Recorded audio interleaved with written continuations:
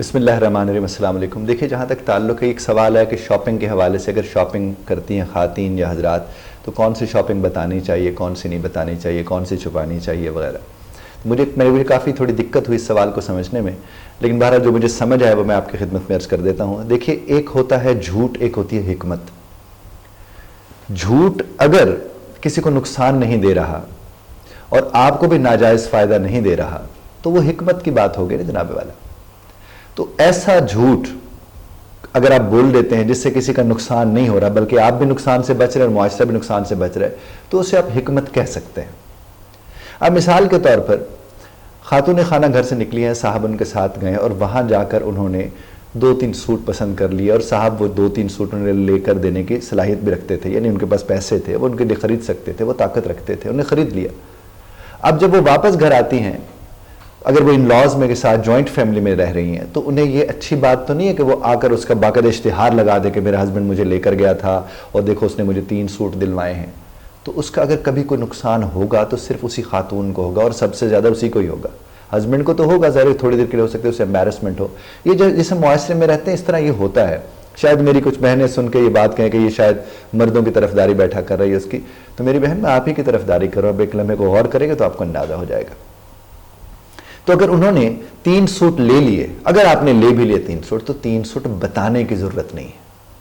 آپ 1 سوٹ آ کے بتا دیں، اگر بتانا دکھانا بہت زیادہ ضروری ہے آپ 1 سوٹ آ کے بتا دیں۔ میں تو اکثر لوگوں سے یہ بھی کہتا ہوں کہ اگر آپ کو علم ہے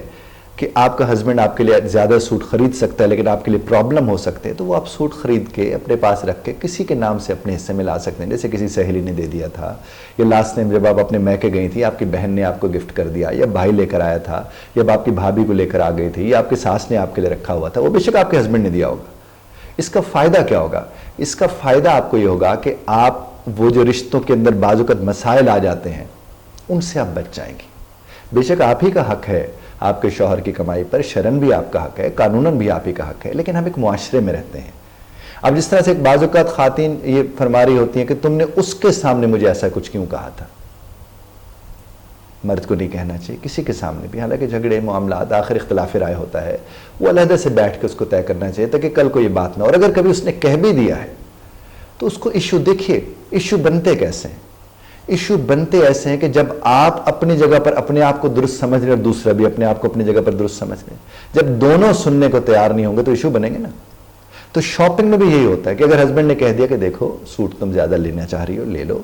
لیکن یہ پتہ نہ چلے میری بہن کو، یہ پتہ نہ چلے میری والدہ کو، یہ تمہاری بھابھیوں کو پتہ نہ چلے، اور وہ کہیں نہیں کیوں ہم کو حرام کھاتے ہیں، ہم حلال ہی کھا رہے ہیں نا، آپ محنت کرتے ہیں، وہ نہیں افورڈ کر سکتے تو اس میں ہمارا تو کوئی قصور نہیں ہے، کریں وہ بھی محنت، اگر وہ محنت نہیں کرتے تو میں اس میں ذمہ دار تھوڑی ہوں، ہم گھٹ گھٹ کے جئیں، ہم گھٹ گھٹ کے مر جائیں، ہماری کوئی زندگی نہیں ہے۔ آپ جب اس طرح کی گفتگو فرمائیں گے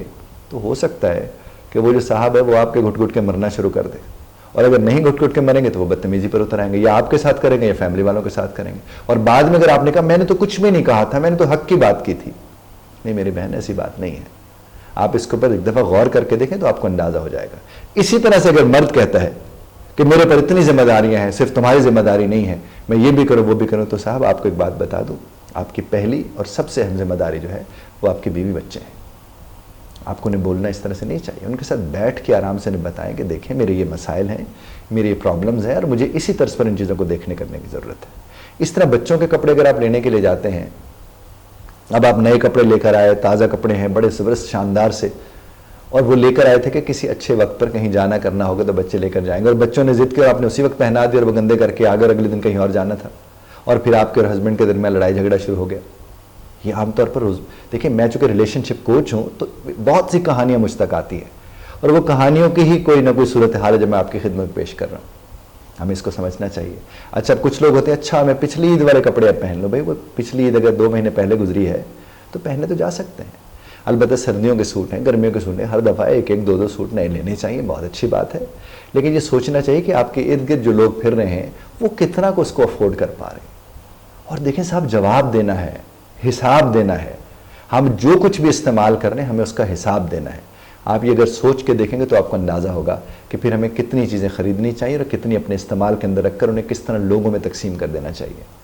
آپ کو خود ہی اندازہ ہو جائے گا۔ اور آج کل تو آپ کو پتہ ہے معاشی طور پر بہت زیادہ مسائل کا شکار ہے ہمارا پورے کا پورا ملک، ویسے تو دنیا شکار ہے، تو اس وقت تو سب سے زیادہ ضرورت ہے اس چیز کی کہ ہم لوگ کیا کریں، غور و فکر کریں، ہم لوگ توازن سے کام لیں، ہم میانہ روی اختیار کریں، ہم اتنا کریں جتنا ہم کر سکتے ہیں، اور خاص طور پر ایک دوسرے کو، چونکہ آج کل خلا اور طلاق کی جو سب سے بڑی وجہ بن رہی ہے وہ فائنانسز بن رہے ہیں۔ یعنی آپ یہ دیکھیں کہ وہ سارے دن کا تھکا ہارا شام کو آپ کے پاس آیا ہے اور وہ آ کے کہتا ہے کہ یہ کم از کم کمروں کی لائٹس ہی آف کر دیا کریں، اور آپ انہیں کہیں تو اب کماتے کس لیے؟ ہمارے لیے تو کما رہے ہیں۔ کبھی آپ نے اپنے گھر میں جا کر تو ایسا کسی کو نہیں کہا فلاں گھر میں تو بل بھی آپ دیتے اور آپ ان سے تو نہیں پوچھتے، ہم سے آپ ہر وقت پوچھتے رہتے، تو کیا ہوگا؟ لڑائی ہوگی، جھگڑا ہوگا، ڈپریشن ہوگا، انزائٹی ہوگی، دونوں کے درمیان حالات خراب ہو کے رہ جائیں گے۔ اس وقت دونوں کو، صرف مرد کو نہیں، دونوں کو ایک دوسرے کا بہت زیادہ خیال کرنے کی ضرورت ہے، کیونکہ اس وقت جو حالات ہیں وہ ہمارے سمجھ سے باہر ہو چکے، سچ پوچھے وہ سمجھ سے باہر ہو چکے۔ لوگوں کو کچھ سمجھ ہی نہیں آ رہا کہ وہ کہاں سے پورا کرے اور کیسے پورا کرے۔ تو یہ آپ نے اور ہم نے سمجھنا ہے۔ ضرور شاپنگ کیجئے، آپ صاحب استطاعت ہیں تو بہت اچھی بات ہے، شاپنگ کریں، جائیں، خوش ہوں، کھانے کھائیں، سب کچھ کریں، کیوں نہ کریں، آپ کا حق ہے۔ لیکن آپ یہ دیکھیں کہ جن جن سے پرابلمز ہو سکتے ہیں اس پر دونوں بیٹھ کے طے کر لیں کہ اگر یہ ہم کام کریں گے اس سے پرابلم ہو سکتا ہے تو اس کو چھپا لیتے ہیں، اس کو ہم نہیں بتاتے، چونکہ اس میں کسی اور کو نقصان تو نہیں ہے، آپ تو اپنے حصے کی خوشی لے چکے۔ لیکن پلیز اپنے شوہر کو یہ مت کہیے کہ میں گھٹ گھٹ کے زندگی گزاروں، میں کیوں نہ لگاؤں تصویریں کہ وہ فلاں جگہ بیٹھی ہم نے کھانا کھایا تھا، میں کیوں نہ اس نئے کپڑے کے وہ اسٹیٹس کے اوپر لگا دوں کہ میں نے یہ نیا سوٹ پہنا ہے۔ اگر اس سے آپ کی شوہر کی زندگی میں اور آپ کی زندگی میں مسائل آتے ہیں تو ایسے دکھاوے سے پرہیز کیجیے۔ آپ کو نئے کپڑے دکھانے کا شوق ہے تو وہاں جا کر دکھائیے جہاں آپ کی تعریف بھی ہوگی اور آپ کے گھر پہ بات بھی نہیں ہوگی۔ ادھر جا کے مت دکھائے جہاں آپ کے گھر پر آپ کے شوہر کے اوپر بات ہو سکتی ہے، چونکہ انڈائریکٹلی یا ڈائریکٹلی نقصان دہ صاحب آپ ہی کو ہونا ہے۔ اور ان باتوں کا خیال صرف خواتین کو نہیں، حضرات کو بھی رکھنا چاہیے۔ اختلاف رائے کا حق آپ محفوظ رکھتے ہیں، بذرت طرز اختلاف رائے کا خیال رکھیے گا۔